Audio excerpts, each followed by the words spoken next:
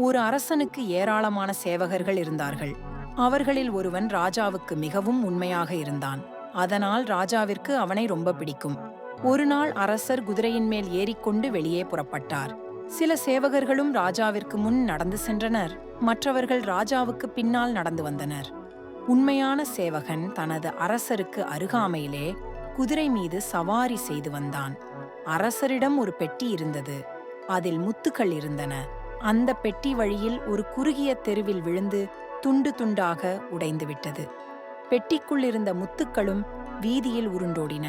முத்துக்கள் வீதியில் உருண்டோடுவதைக் கண்ட அரசர் தன்னுடைய சேவகர்களிடம், எல்லா முத்துக்களையும் சேகரித்து வாருங்கள் என்று கட்டளையிட்டார்.